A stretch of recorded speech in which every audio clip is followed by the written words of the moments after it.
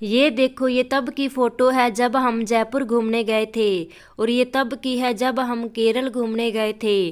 सुहानी खुश होकर बोली। लेकिन रागिनी के चेहरे के भाव देखकर ऐसा लग रहा था कि जैसे उसे कुछ याद ही नहीं आ रहा। वो सबके चेहरे देखकर बहुत कुछ याद करने की कोशिश करती है, लेकिन नाकामयाब हो जाती है। 1 साल होने को आया। रागिनी पहले छोटी मोटी बातें ही बोलती थी, लेकिन धीरे धीरे वो पड़ोसी और रिश्तेदारों को भी भूलने लगी। और अब तो उसे घर वाले भी याद नहीं रहते। डॉक्टर को दिखाया तो वो बोले कि रागिनी धीरे धीरे अल्जाइमर का शिकार हो रही है। रागिनी को देखकर सुभाष भी परेशान हो जाता है। उसे यकीन नहीं होता कि ये वही रागिनी है जैसी सालों पहले हुआ करती थी। जब इसे शादी के लिए पसंद करने गया था तो ये कितनी चंचल और हंसमुख थी, लेकिन अब ये कैसी हो गई है, विश्वास नहीं होता। काश ये पहले जैसी हो जाए। तभी दरवाजे की घंटी बजी। सुहानी ने दरवाज़ा खोला। अरे रितु आंटी, आइए आइए, सुहानी बोली। कैसी है तुम? रितु ने सुहानी से पूछा। मैं ठीक हूँ आंटी, सुहानी बोली। अरे रितु, तुम आ गई? कैसी हो? सुभाष ठीक समय तो स्टेशन पहुंच गया था ना? सुभाष ने पूछा। हाँ हाँ, पहुंच गया था, कोई परेशानी नहीं हुई, रितु बोली। देखो ना, रागिनी को क्या हो गया है, कैसी हालत होती जा रही है। तुम इसकी सबसे अच्छी सहेली हो। मैंने सोचा शायद तुम्हें देखकर इसे कुछ याद आ जाए। सुभाष बोला। आइए आंटी, पहले आप फ्रेश हो जाइए, आराम कीजिए। इतने दूर से सफ़र करके आई हैं, फिर आराम से बैठकर बातें करेंगे, सुहानी बोली। और सब रात में डिनर करके बातें करने बैठे। तब सुभाष ने कहा। देखो तो रितु कितनी हंसमुख हुआ करती थी रागिनी, और अब देखो तो कैसी हो गई है। रितु बोली। वो क्या है ना भाई साहब, एक औरत का जीवन जितना सरल दिखाई देता है उतना होता नहीं है। मैं ये मानती हूँ कि पुरुषों का जीवन भी सरल नहीं होता, लेकिन पुरुष सिर्फ अपने परिवार जैसे कि पत्नी, बच्चे, माँ बाप, भाई बहन के विषय में ही सोचता है। लेकिन हम स्त्रियां ससुराल और मायके दोनों से बंधी होती है। हम स्त्रियां दोनों परिवारों को लेकर चलती हैं। हम स्त्रियों को दोनों परिवारों के साथ एक संतुलन बैठाना पड़ता है।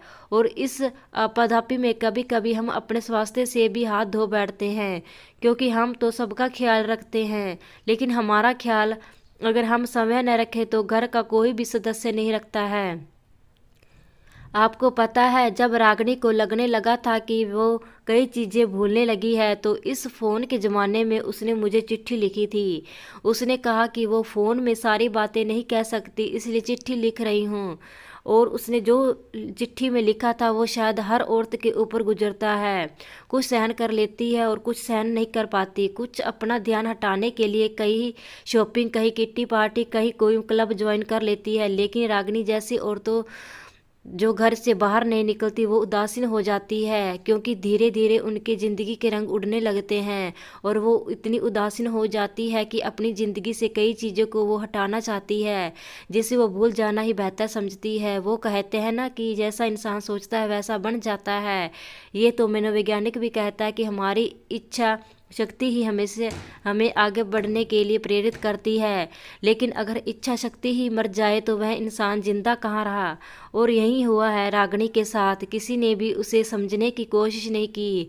बुरा मत मानिएगा, लेकिन जो उसकी हालत है उसके लिए आप सब भी कहीं ना कहीं जिम्मेदार हैं। उसकी उदासीनता आप सब की देन है। कितना कुछ करती है एक औरत अपने घर के लिए, लेकिन बदले में उसको क्या मिलता है? तिरस्कार, उदासीनता और सिर्फ रोग। यकीन नहीं आता तो ये चिट्ठी पढ़ लीजिए। और सुहानी ने चिट्ठी खोली। रितु बोली, जरा जोर जोर से पढ़ना। सलोनी ने पढ़ना शुरू किया। डियर रितु, काश तू मेरे पास होती, मेरे साथ होती, लेकिन तेरी भी मजबूरी है, तू अपने परिवार में व्यस्त है। लेकिन मैं तुझसे कुछ बताना चाहती हूँ, कुछ कहना चाहती हूँ।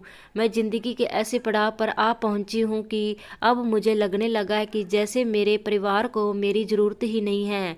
ये वही परिवार है रितु, जिन सास ससुर और बच्चों की सेवा के लिए मैंने अपनी नौकरी छोड़ी थी, वो भी सरकारी, अपना कैरियर, अपनी पहचान गंवा दी।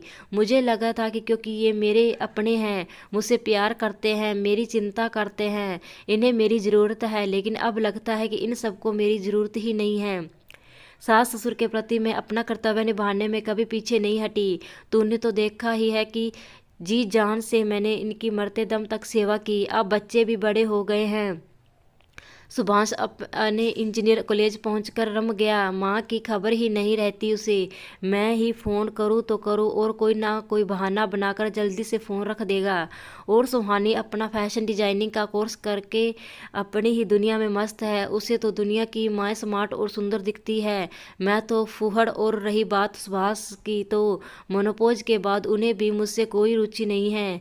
कभी कभी सोचती हूँ कि ये वही सुभाष है जो मेरी हर एक अदा पर मर मिटता था। अंदर से खोखली होते जा रही हूँ बहन। ऐसा लगता है कि जैसे जिंदगी से रंग धीरे धीरे उड़ते जा रहे हैं। ये अकेलापन खाने को दौड़ता है। अब कुछ भी याद नहीं रहता। कभी कभी भूल जाती हूँ तो कभी कुछ क्या करूँ कुछ समझ में नहीं आता। ऐसा कोई नहीं है जिसमें मैं खुलकर बात कर सकूं। एक तेरे सिवाय ना मेरी कोई भाभी और ना बहन। किससे कहूँ, इसलिए तुझसे सब शेयर कर रही हूँ। जीने की आशा मरती जा रही है। कभी समय मिले तो आकर मिल जा। तू तो नौकरी करती है, तेरे पास उतना समय नहीं है, नहीं तो मैं ही आ जाती तेरे पास और बाकी मिलकर बताऊंगी। तेरी सखी रागिनी। चिट्ठी पढ़कर सुहानी रो पड़ी और बोली, माँ इतनी अकेली थी, ये तो हमने कभी सोचा ही नहीं। सुभाष भी दुखी था कि उसने अपनी पत्नी के मनोभावों को नहीं समझा। रितु बोली, और अंत में ये नतीजा हुआ।